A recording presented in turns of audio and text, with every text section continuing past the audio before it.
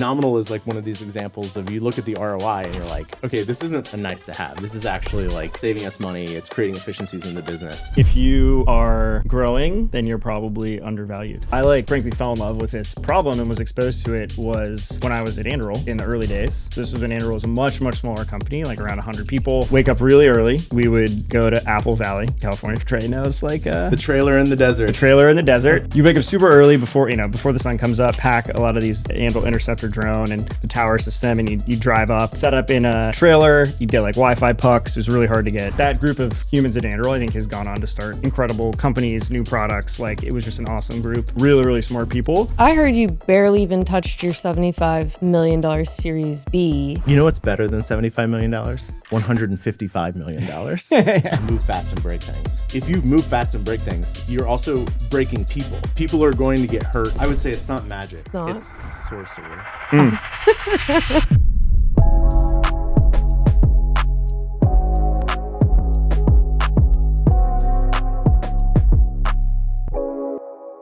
Cameron, Trae, welcome to Sourcery. Thank you for having us. Pumped to be here. Well, it's been just 10 months since you were last on Sourcery for your $75 million Series B. Now you're back for your $80 million led by Founders Fund. What happened? I always like to say, if you are growing, then you're probably undervalued. We were approached by the Founders Fund team, who's been on Nominal's cap table really from the beginning, over the sort of December holidays, with a really, really attractive offer to lead a financing. And I was sort of thinking about it in terms of, I think you always want the sort of external realities to match kind of the internal momentum that we were feeling at Nominal over the course of 2025. We had really a breakout year. And so when the Founders Fund team kind of approached us with a really good proposition of leading a financing, it just made all the sense in the world. So yeah, we're pumped.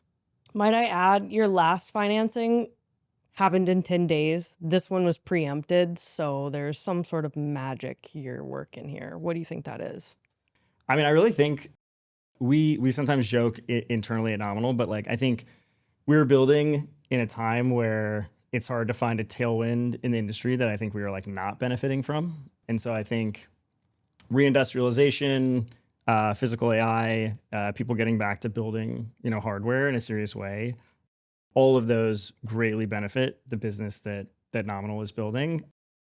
And I think really in 2025, we saw sort of the hockey stick, inflection point in the curve. A lot of that, I think, cracking commercial, motion, going from a product to really finding product market fit and starting to scale that. And I think the, good investors who are around the table can spot that. So. And Trae, I would say it's not magic. It's not. It's sorcery. Good. We love that. I'm going to clip that out. I'm a dad. Well, Trae, you've been tracking, and Founders Fund has been tracking Nominal for quite some time. You're involved in the seed round. So what exactly are you tracking throughout time to make this sort of preemptive decision? Yeah, I mean, we're in kind of a unique position in that we invest in a lot of industrial companies. We don't have a thesis, but we just feel like this is an area that needs increased attention. But beyond that, we've incubated multiple companies that are kind of roughly in this sector that are customers of Nominal. So we had an inside view on what was going on. And I think that gave us the ability to say, wow, I mean, we're hearing a lot from companies that we started ourselves, from portfolio companies about how important and necessary this software stack is. And that enabled us to lean in. Not only that, but Cam was actually at Anduril for a couple of years in the very early days, and so he and I have known each other for a while. He has a strong relationship with many of the partners on the team, and so we were just kind of in a position where we had an information flow, and we knew that it was a time that we wanted to come in and make a high conviction, highly concentrated bet. From an underwriting perspective, why was it worth taking the risk now versus waiting, and how do you kind of diligence this? Yeah, I mean, the answer is anytime you can get in earlier at a lower price when something, to Cam's point, is growing, that's the right time to do it. That doesn't mean that there won't be future bets in the future, moving forward. We're still putting capital into some of the latest stage growth companies in Silicon Valley. We have a growth fund specifically intended to approach investments in that way. So we're just excited to be along for the ride at this point, and we'll continue to be a part of that ride moving forward as well. You've recently tweeted that you're an investor / operator. And so with this specific... A Zoolander reference for those of you that aren't aware. With this particular company and your involvement in Anduril, can you take us behind the scenes on what it's like from the Anduril perspective of working with Nominal and what they've unlocked for you? Yeah, when I first started at Founders Fund over 12 years ago, I had no idea what I was doing. Arguably, I still don't, but I definitely didn't 12 years ago. And I think the only reason that I was useful in any way to Founders Fund or our portfolio companies is that I had spent the prior 6 years at Palantir. And so I had this kind of depth of experience gathered mostly from making a ton of mistakes in the early days of Palantir. I think that especially in venture, this is probably less true of growth stage investing, but in venture investing, earlier stage, having operational exposure to startups in any given moment, there's like epics that shift over time. The knowledge that I had from Palantir from 2008 to 2014 kind of becomes stale over time. But being in it at Anduril day to day gives you an incredible perspective of what tooling, what software is actually necessary to building a company in the modern day, which I believe gives you a tremendous edge when you're out doing diligence and finding companies, sourcing potential investments. So I think this is probably underappreciated. It's not a formal part of our strategy at Founders Fund, but it would be crazy to believe that having Peter as a co-founder at Palantir and Delian at Varda and Scott at General Matter and me at Anduril isn't a huge advantage in that specific way. I'm not saying we have every advantage, but in that specific way, we have a tremendous amount of operational exposure to building tech companies in 2026. Before we go too far, Cameron, for people who might not be familiar with Nominal, can you explain what Nominal is? Yeah, absolutely. And I'll actually hit with a Anduril origin story vignette too, because it's really relevant. Yeah, so Nominal, we're building a data platform all around hardware testing and hardware validation. You can kind of think of us as go back in time. If you, for the last 2 decades, have been building software and you weren't using GitHub, you would have been crazy. And I think that analogy is actually really apt to the moment in time we're in for software-defined hardware. This is a new industrial sector, autonomy, robotics. And I think I'll pull that thread a little bit more.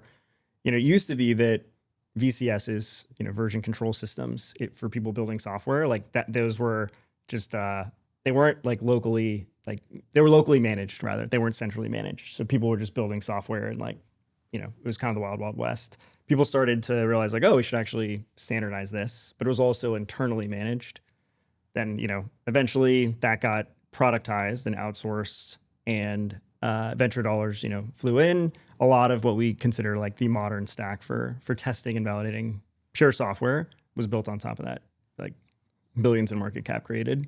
Our whole thesis is that exact same thing is happening for the software-defined hardware world and the new industrial world. It's going to rhyme. It's going to happen really fast because there's a lot of prior art and prior learnings that can be ported over, but there's substantial differences in how that sort of data platform and that stack needs to look. And that's exactly what Nominal is doing.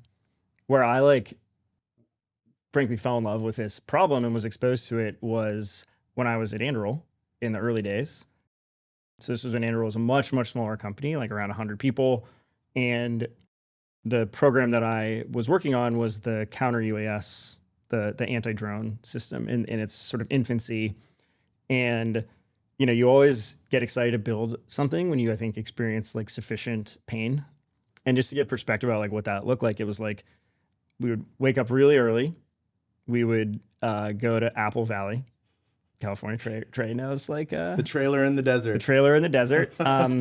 You wake up super early before the sun comes up, pack a lot of these Anvil, people are familiar with the Anvil interceptor drone and the tower system, and you drive up, set up in a trailer. You'd get Wi-Fi pucks. It was really hard to get, get proper connectivity to do what you needed to do.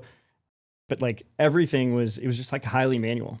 And obviously like that group of humans at Anduril, I think has gone on to start incredible companies, new products. Like it was just an awesome group, really, really smart people. But like the software tools that the industry had available at that time were insufficient, right? And so naturally people started building things, tinkering, like ideating. And I just lived that. It was a lot of using MATLAB. It was a lot of using Excel to like track things. There's a lot of writing on whiteboards, like very manual workflows to sort of architect how you go through and really iteratively test and validate these products. And just started thinking like there's got to be a better way. And why is this, what's happening? And that was then, 2019, 2020 timeframe. So that is where Nominal is playing in the world. And we've seen a good bit of, I think, success in expanding on that vision. Yeah, I think like one of the threads to pull on this is that with so many products, whether it's, software, enterprise, B2B, SaaS, or consumer software, or even consumer hardware, there's like the old adage of move fast and break things. It's like, just try it out in the real world, see what happens. The problem is that if you're flying anvils or roadrunners or something like that, if you move fast and break things, you're also breaking people. Like people are going to get hurt. It's going to be really messy. And then you're dealing with all the fallout of injuries at test ranges and stuff like that, which nobody wants to deal with. But more so, it's like once you get things productized and put out in the field, the important thing is that you're protecting lives. You're preventing the loss of, warfighter lives. And so it is incredibly important in aerospace and defense in particular to ensure that your test and evaluation stack is preventing those edge cases from happening. And I think this is something that's like has largely been unappreciated in Silicon Valley as we've been focused on new and better ways to share 140 characters with your friends or optimize ads. And we're moving into a different paradigm now where we're actually much more concerned about like, how do we preserve, our democratic and, capitalist system for decades to come. And unfortunately, for better or for worse, that means that we have to get much better at doing real world things. We can't live in our software fantasy land on the internet anymore. There's a real world out there, and Nominal is an incredibly important part of the stack to ensuring that we can do that test and evaluation stuff as efficiently and elegantly as possible. Last time we talked, we went over the TAM and how when you were working with Sequoia, you had no idea how big the TAM was, and they put some work behind that and they discovered it. Have you started to lay out, as you go across categories and customers, where you are going to see, I guess, most customer conversion and how big those markets are? Molly, you're referencing a funny thing. And when we were raising the Series B, after we had pitched Sequoia, I think Alfred Lynn pulled me aside or whatever and was like, really good.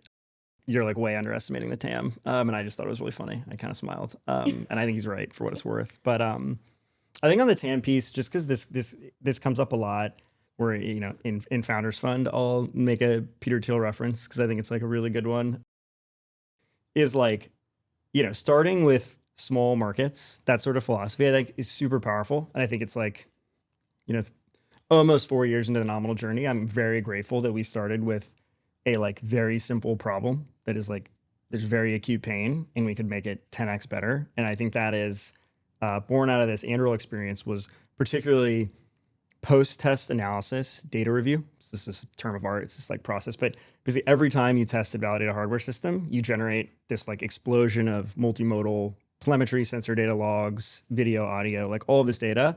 And that process just sucks. Like after you've been flying drones for 12 hours, you then have to figure out like what just happened. Like, is the system been better? Did it improve? And that, was happening from 9 p.m. to 1 a.m., right? Like those like hours and improving it. So really that is what Nominal started doing. Like we were just like, let's like build a product that makes that much, much better. And knowing that we were building in this massive industrial, market that was growing, I think, very quickly and having software like collide with it in innovative ways and now AI. And I think that is sort of, proven very, very true. In the earliest pitch deck slides of Nominal, we said we were going to start with hardware testing. I think to the point you just made, Trae, like that is where like hardware testing is where software that is governing the performance of those hardware systems is first like meeting physics. So it's this beautiful like dance. It's like, that's when you figure out like, is it going to work? Is it going to crash? Is it going to break? And so I actually think rather than simulation or design tools or other areas, like that's actually our belief is like, that's the entry point to providing a ton of value to customers there. And then we're already in the process of expanding into more production manufacturing testing, and into more like deployed fleet operations. And the market just grows. I think the global manufacturing TAM is like, I don't know, 200 billion or whatever McKinsey would say. It's big. So like, I'm not worried about the addressable market at all. You had some big customers at the last funding announcement. What does that scale to today? Well, Anduril is one of those. Now we publicly announced the partnership with Anduril, which has been great. Yeah, we are now working with 4 of the 5 largest traditional defense primes. That's how people refer to them these days, but which has been great. I think really something that's changed in the last 10 months, even since we spoke, I think is, so at some point we just needed the clock to like run sufficiently. Like these are heavily regulated industries. There's a lot of bureaucracy. There is rightfully so, like this is mission critical, the definition of mission critical capability. And so it's not a move fast and break things world. And I think we just needed the clock to run and to build past performance that we could demonstrate, both with commercial customers and the government, and just build trust. And like word of mouth is a real thing. And people start, I think, talking and saying, oh, are you guys using Nominal? They're using Nominal? Everyone's using Nominal, right? So I think we're starting to like feel that that's a big kind of inflection point that's happening. If you're not using Nominal, you're not testing properly. Just one more time. I You heard it here. Apart from Anduril, are there any other differentiated use cases that you could share? I mean, I just find this to be one of my favorite shows growing up was like How It's Made. And I feel like this is very much how it's made, because you're really direct on the hardware and you're learning from the systems and you're helping them and you're helping you're helping prevent things exploding and things breaking. And I'm just really curious, could you break down any more use cases? Let me give an example maybe of the federal testing landscape. I think that's actually a really interesting one. It's like, what is the status quo today for how massive, government weapons and acquisition programs like perform testing? Because I think it's very, very eye-opening, right? And so I think the process is designed for exquisite systems. You'll hear that language a lot, but programs that take 10, 15, 20 years to develop, billions and billions of dollars. In those contracts, the government works in what are called test matrices, but it's essentially a massive series of test points and conditions that these hardware platforms need to abide by. The voltage must be between this and this. The angle of attack of this plane must perform this. The range, all these things. When they go to then test those systems, everything is like sequential. There's really no concept of like parallelism and like multitasking. And the tools that are used, the software that's used is quite literally Microsoft Excel, MATLAB for performing analysis, maybe Python to glue things together. Software like it's called IADS. It's like been around for a really long time, performing like flight testing, but PDF and PowerPoint. So I always think it's like crazy. It's like this cognitive dissonance of like, you look at an Anduril, Fury, or any just like new platform that companies are building, the end capability, and then you kind of like pan over to the engineer that's like performing the analysis, and it's like you rewind 30 years, and it's just like so obvious to me. It just feels like an inevitability that has to change.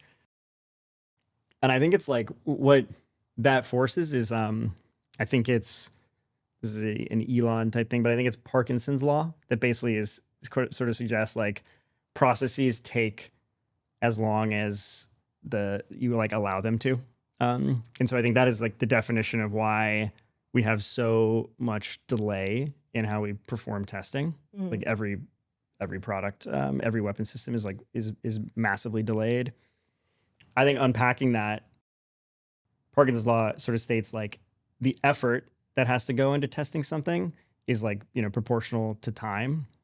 And I believe that I don't think there is maliciousness here. I think it is like software defined hardware systems today generate petabytes of data. And 20 years ago, they didn't. And so I think the tools have just not kept up and people are overwhelmed and not able to keep pace. And that's where Nominal, I think, comes into play, is like we can sort of flip the paradigm of effort in Parkinson's law and actually be like, no, it's actually a lot easier to do this. There's really powerful software. You can query across all of your generated data for this like hardware test and convince yourself, right then and there that you've like met all of the conditions in this matrix just by flying your Fury for, 20 minutes autonomously and realizing that you actually put that platform in all of these vehicle states. Like that's the paradigm that we're, trying to shift. And I think it starts with like really, really good software. But yeah, that's an example on the federal side.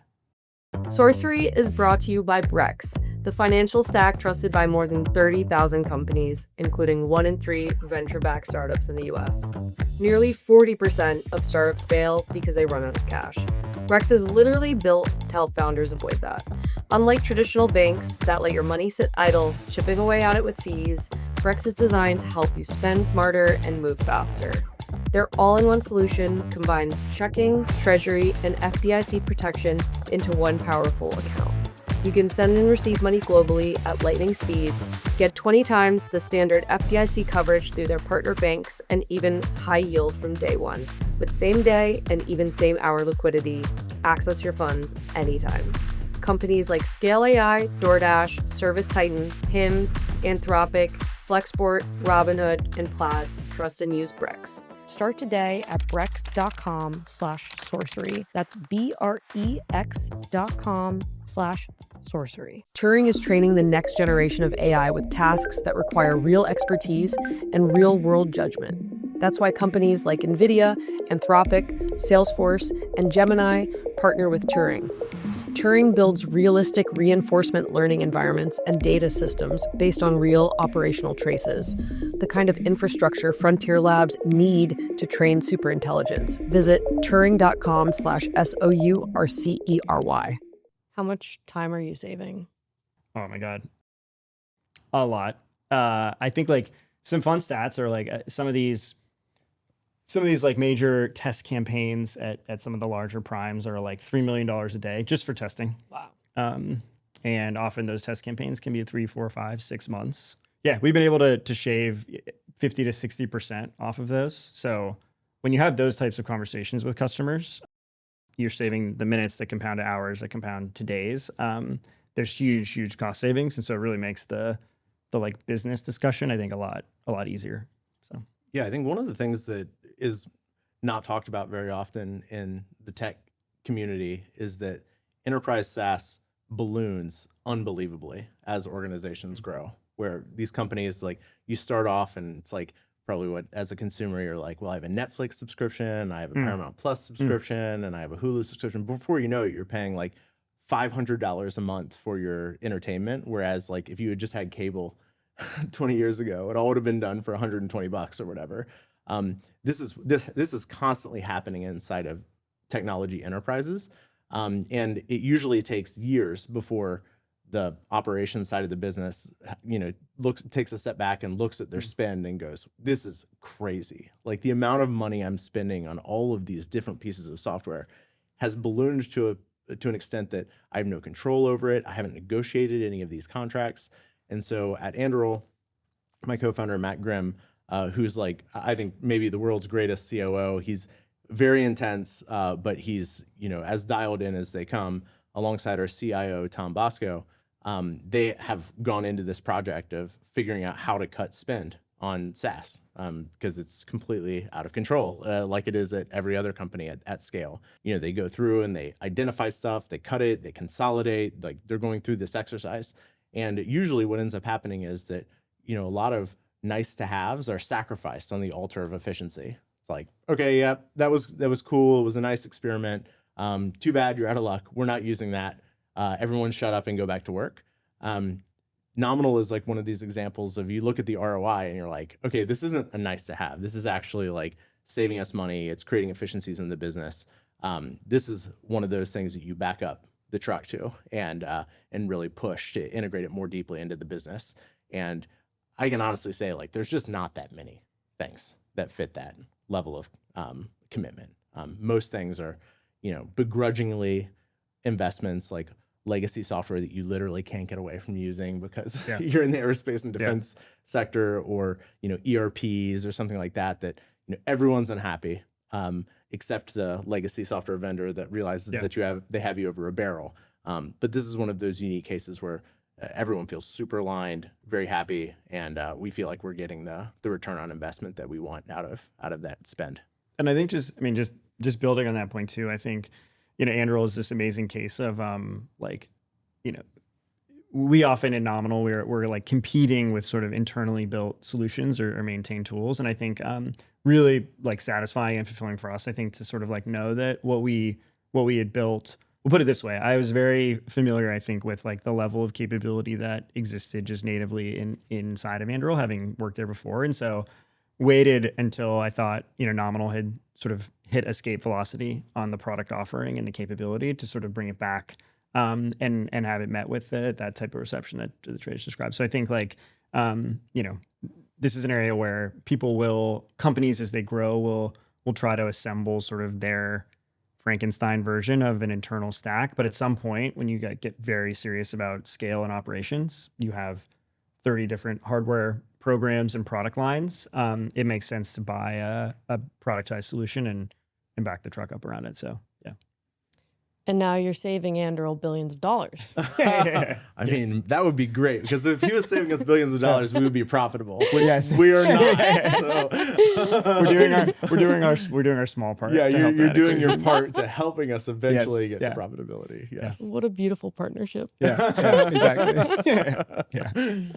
I'm so curious from both of your perspectives on this. As AI rips through markets, public markets, hundreds of billions of dollars are being decimated. Do you think the hype, the affect, and this kind of destruction or disruption from OpenClaw and Claude and all of these different types of new AI solutions that are causing autonomous agents and creating things instantaneously, is this going to affect you? I think it will affect everything. But let me actually go back to I think the GitHub example is a good one. It's like when you whip out your Claude code and your, vibe coding or whatever you're building, you're still, in almost all instances, you're still referencing GitHub. GitHub, right? It's like interfacing, and that core infrastructure functionality like does not exist in this software for hardware space, right? Like that is what Nominal is building. And so I think where we sort of see is like we talk a lot about how we've like taken this like industrial software and software for hardware world from, I don't know, 2003 to 2021. Like that's the crawl phase of Nominal. And so much of that is just like good software engineering, is like organizing data, associating metadata, tagging it, storing it thoughtfully, like all of those things that enable the work that engineers can do using Nominal. And now we think we have, a pretty sufficient moat to sort of build the next phase. So we're incorporating, AI into our products. We already have beta features out there where if you're doing this post-test analysis, you can, just use a chat interface to start to interact with your test data, which is it blows engineers' minds, but you can say something like plot the kinematics of the drone, right? You don't have to manually do that, right? And it built on the building blocks of Nominal, what already exists, it will start to just do that type of function. And so really like the paradigm shift, I think, is moving from like this exquisite hardware system where, 50 engineers had to be involved for like one piece of hardware. I think right now we're sort of in this zone of like one to one, man on man. And I think Nominal will help enable a world where one human engineer can actually start to affect and test and validate and interact with 50 pieces of hardware through like agentic workflows, a lot of parallelization, distribution like that. That I think is where the world is going. I do not worry about the sort of de-SaaSification of Nominal. I think the software for hardware world is ripe for a lot of really, really good innovation. So What's your long-term defensibility? I mean, I think being that sort of like core, piece of infrastructure is that. I think continue to build closer and closer to the hardware as well, like getting more into the embedded, I think, systems layer and stuff like that. And then ultimately, like, I mean, we kind of have a pretty central North Star of like, we will do whatever it takes. That sounds kind of ominous, but we'll do whatever it takes, I think, to like satisfy the North Star for our customers, which is like helping them build and validate hardware better, faster, and sort of cheaper. And I think having that like flexible mission is really, really powerful as we adapt and react to like how technology is changing. So. Whatever it takes, write that down. Yeah, Okay. It's whatever it important. takes. It's really important. Yeah. Yeah. His customers are going to appreciate that at some point down the line. Yeah. No, I think to your point about the industrials is that the sector it's different than like software companies building software where, you can pretty easily, in many cases, not in every case, you can kind of rip something out and replace it with an updated thing where you're just kind of integrating the data again via an API.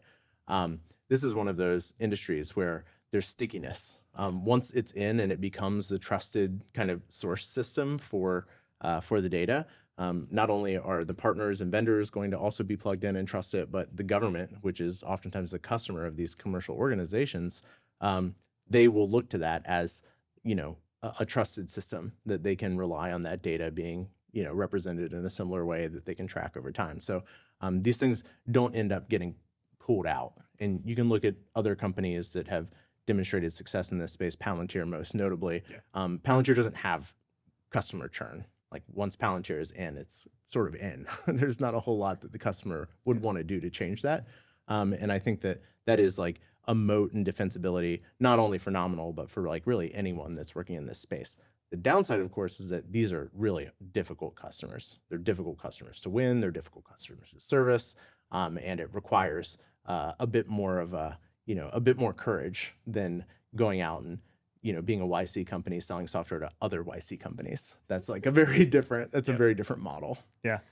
I think on that point, I mean, just beyond that, I think like we, this is a fun one because I think, I know Trae are categorically like is very skeptical of dual use businesses. Is that a fair statement? Yep. I think like my Nominal is going to be the dual use business that gets Trae to be like, okay, fine. That's my goal. That's my second goal. No, but I think on that point, like I think it's been really we've done a really good job, I think, of engaging directly with federal customers, which are ultimately the ones setting standards, setting regulations, like interpreting that test data as the final sort of outcome, and sort of like working with them, building alongside things like, deploying the product in the different environments where it needs to be, doing like high side deployments, getting credibility, having people be like, oh, actually, like I can look over the shoulder of vendors using Nominal and be like, oh, that's like what industry is using the best. Like we've worked really hard, I think, to like connect those two audiences, because I think to your point, when that demand signal is like coming all the way through the ecosystem, it's just extremely powerful. And I think we're really feeling that pull now. Like we've already had some sort of organic hops where people are like, oh, this other program, this vendor participating in this other program is using Nominal. Like we should probably use Nominal and like get over. And that I think we just like, you start to move the market. So it's been a case where I think the strategic nature of being dual use is working so far. So what is your sales strategy? Sell software. Yeah, sell Profit. software. No. Yeah. Really? Yeah. Do whatever it takes. Do whatever it takes. Yeah. Yeah. I mean, I think big picture, like we have a portion of our business we call emerging, where we're trying to work with the newest company. We think any company in 2026 building a hardware product should use Nominal. It should be approachable, out of the box, walk up. Those are not like the business money makers. Some of them might grow, right? But like venture power laws and stuff, some of those companies might not make it. But we want the industry to be using Nominal. And a lot of those smaller customers, as they're growing, like they push new product innovation, right? So we have a business for that. But really, I think what is, the success we experienced last year, I think, was moving upmarket into these larger, like hard to service and very bureaucratic industrial organizations and having, success there, which I think has been really big. So that we call it this like bifurcated go-to-market. But I think that is like really, really key to our success, because we're able to take a lot of those learnings, productize it, and give it to these companies that need it, and sort of deploy it at scale. And I think another thing that we have invested a lot in is it's kind of funny because, there's so many ways in which Nominal is like not like traditional enterprise SaaS, like in most cases. But there's still this set of like enterprise SaaS features that like you have to build. And so I think things like role-based access controls and sort of some of the security features and just like collaboration, it's like solved problems. But doing that really, really well has been a big accelerant to Nominal's ability to kind of organically spread within an organization. We would see it at places like Anduril, but just like new users, like, stumbling upon Nominal. Someone sends them a link. It's in a Confluence page. It's in a Slack channel. There's like a link to, right? And like people just click up, they can, SSO, they can sign up, they can like start to get into the product. And I think that is actually how you build like a business that's going to grow and get the manual touch, like high touch nature out of the growth. To be clear, the reason that I don't like dual use is that your customers, the big defense primes, they use those terms as a pejorative. Yeah. They try to like box new entrants to the market by saying like, oh no, this isn't a defense company. This is a dual use company, which is their way of saying it doesn't matter. They're just like, they're these little irrelevant vendors, and sure, like we'll work with them sometimes, we'll partner with them sometimes, but they can never do anything core. Yeah. And so I just wish there was a different term that took that power away from them to be able to use it as like a bludgeon against the technology ecosystem. But I agree that there's good utility in selling both on the commercial and the government side of the house. And I think as much as I'm saying that to be spicy, I think I do advise in almost all instances, dual use does not make sense. Sort of a distraction. When I talk to people that ask me about, they're like, oh, Nominal like does seem to be selling to both these markets. I answer them like, that is very intentional. Like we picked a product that by definition would do that. Mm-hmm. It is not something that you like stumble into, especially in the early days. I think you don't just build a commercial product and then like it's a big distraction. I think it is like not, generally speaking, something that you should do until you are like a multi-billion-dollar company. So like, yeah. I'm curious from both of your standpoints, how has the new administration, we're almost, is this already been a year or is it 2 years? A year and a month. It's been a year and a month or two. It's been a year and a month. Yeah. January 20th of 2025. So yeah. You're correct. How has the evolution of this new administration embraced or challenged growing in this market for you? I mean, I'm happy to share. I'm obviously super curious for Trae's thoughts too. I think there's been a lot, like there's been a ton of positives. I think there's been no shortage of discussion around acquisition reform and, different things, software acquisition pathways for us and just doing things differently, picking new entrants, like doubling down, all of this like portfolio, like that I think has been constant in the past, I don't know, three administrations. But I think this admin really seems to be like taking action on it in a way that's like really, really refreshing. I think particularly a layer lower down, like there's a lot of really interesting discussion around portfolio acquisition reform. But I think restructuring at a high level, restructuring the way that the acquisition organizations are structured to be more like businesses, I think, like give people more power and let them sort of like work cross-functionally to allocate resources to get a capability outcome, rather than just having things organized because like they all happen to fly. It like makes sense. It's like, you should actually like, what's the warfighting capability? That's like a really good tailwind for Nominal because I think our software helps, provide insight into the performance of these hardware products, the sort of TRL, technical readiness level. And so we can surface that, make it very data driven. I think it's something that we've had a lot of like positive feedback from the admin on, but I don't know, Trae, I feel like you're the world expert in this. So. Well, I think that defense is not partisan at all. The defense budget has gone up every year, crossing Democratic and Republican administrations for over a decade now. It's the National Defense Authorization Act is like the only bill that passes with a supermajority on an annual basis without very many delays at all. It's really not about partisanship. It's about people. And that's the place where I think we've seen more leverage. If you look at like the Undersecretary of Defense for Research and Engineering right now, it's Emil Michael, who is the COO at Uber. That's going from like an academic under the Biden administration to the former COO of Uber. That's a major shift. And individual people, as it turns out, can make a difference. And too often we've like looked at the government in this sort of hands-off perspective, where like the bureaucracy will do bureaucracy and it kind of is what it is. No, that's not true. There is agency in the world. Individual people can make a difference. And this administration, especially in the Department of War side of things, has really, really strong, highly motivated, mission-aligned people that understand the value of technology and understand the importance of acquisitions reform. And that is a huge lever. It has nothing to do with partisanship. It doesn't matter that they're Republicans or Democrats or, you know, far-right activists or socialists. It doesn't matter. Individual people are the ones that make the difference. And I think we're really lucky to have really good individual people in place right now.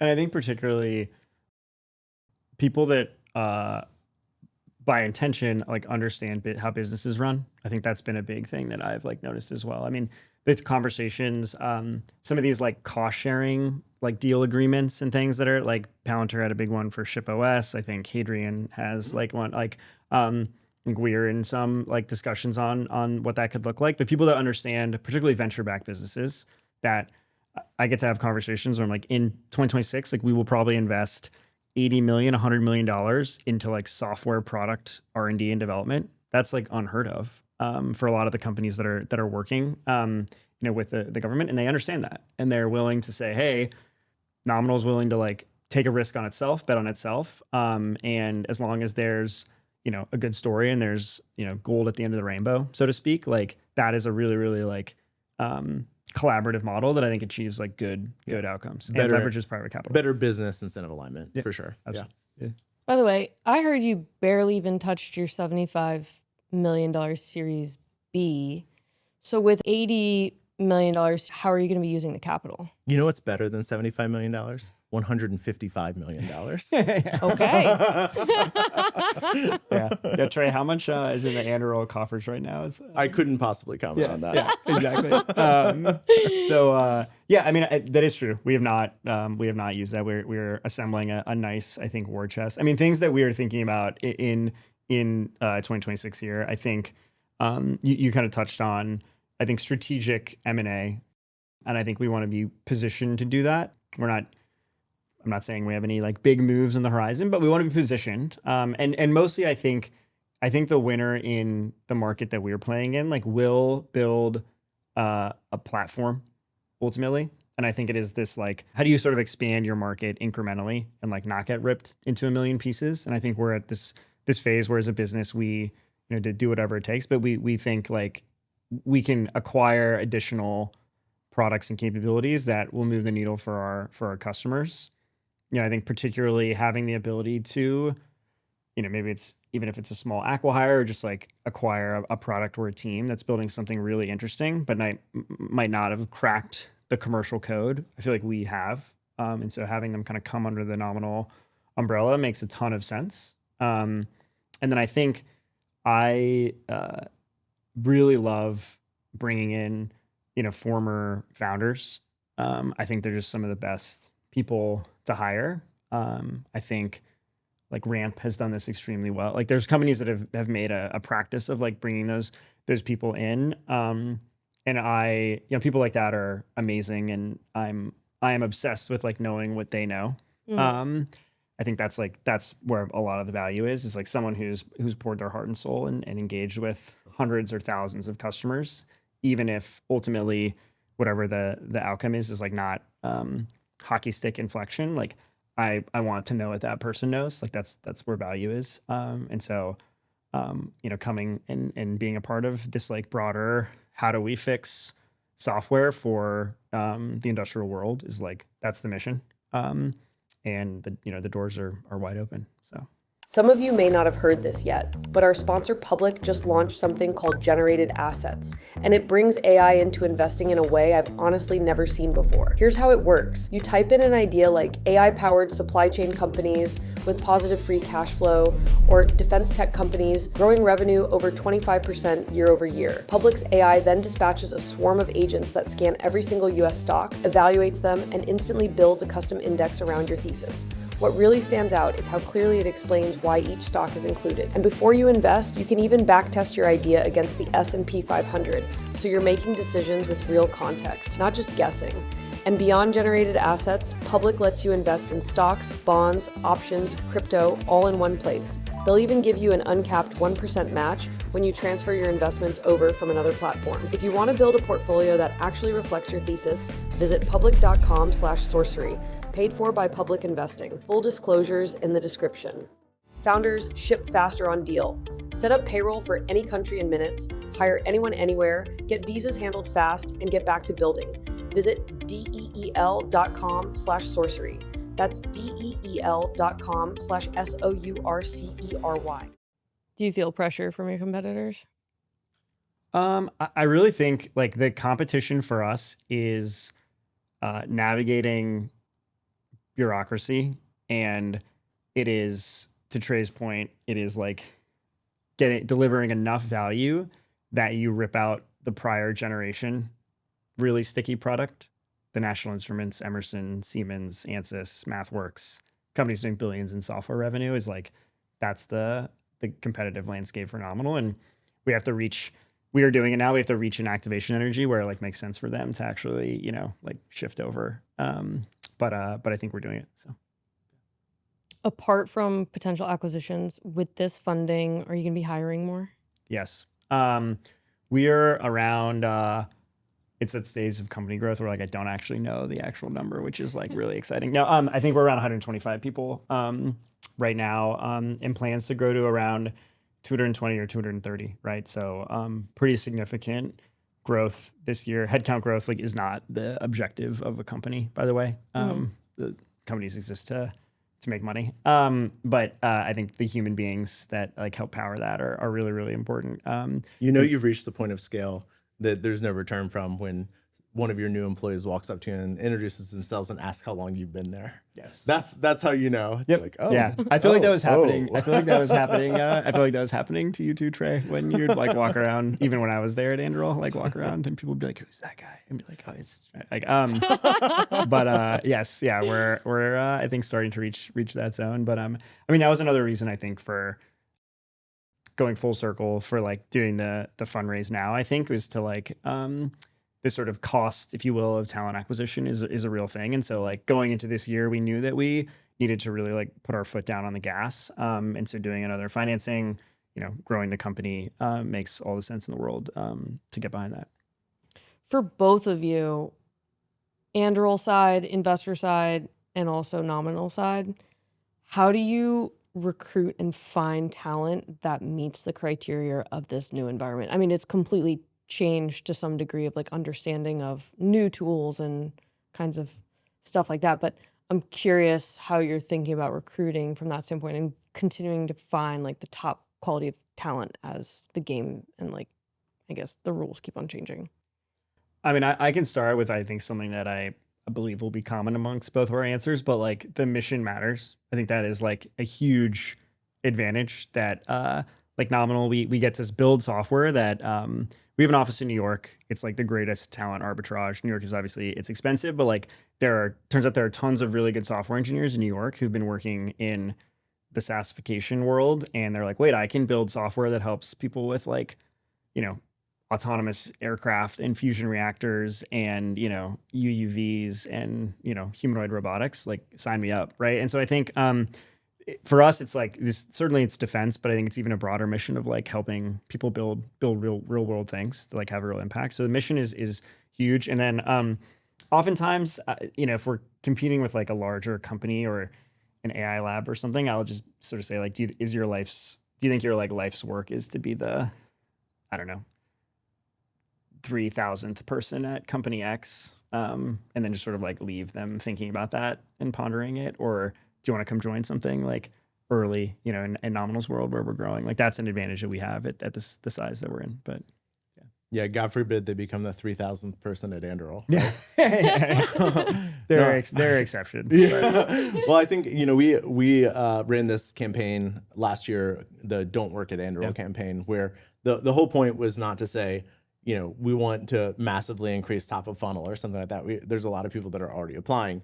The point is that like most of the things that are out there right now are pretty dumb, and there are a lot of really brilliant founders that walk in the doors of Founders Fund here, and they'll start by saying we're mission focused, we want to make the world a better place, and then they pitch an ad optimization software company, and it's like, man, I'm having a really hard time squaring the thing that you drew on the whiteboard with like the words that are coming out of your mouth, and so I think to Cam's point, I mean the mission matters a lot, and it needs to be believable. You can't like have some voodoo sorcery that you try to convince people of. Like, these people are smart. They're going to see through the BS. And so I think actually doing something that matters, it makes recruiting a lot easier. Choose your quests. Choose good quests. Yeah. That's right. Don't be a sheep. Don't be a sheep. That's right. How many can we keep going? As we wrap up, I want to know, what is your biggest piece of Anduril lore? Trae, you got to go first. I got to go in the way. I got to go in the way back there's machine. so much Anduril lore. I think funny Apple Valley story, since you brought that up. In the very early days, we had this test site that was on private land out in Apple Valley, California. Not a place you want to spend a lot of time. And we just had a trailer that everyone would pile into. It smelled terrible. It was so hot, and it's not San Francisco. So at the end of the night, when everybody retreats to, I forget what the hotel was. It was like a DoubleTree or something like that. One of the interstate highway hotels. And people would be like, guys, tonight, Chili's. Yeah. We are going to live the Lux life. We're going to eat at Chili's tonight. Chicken crispers. Corn on the cob. The The potato skins, the cheesy potato skins.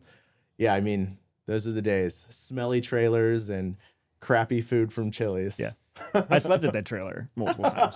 This is not Palantir's I think we all did. vibe. I think it was like 2.5 hours. Brian back there, right? Schimpf, Brian Schimpf had many early mornings there as well. So there's that's Lord. lots of crazy stories from the early days. We had the towers that we now have.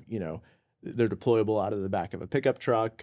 They're deployed all over the world. Actually, at this point, that was originally literally all the sensor payloads, everything was literally on a telephone pole in Apple Valley. Yeah. We didn't even have a collapsible tower. It was just like a wooden telephone pole. I remember we had, I'll add to this one. And then I remember we had, this thing was like, in my opinion, was like kitted out, like ATV that we would use to go like if you had a successful intercept, obviously like you'd have to go find. It was the rabbit vehicle. You'd have to go find the drone, right? In the desert, all these like bushes and shrubs and stuff.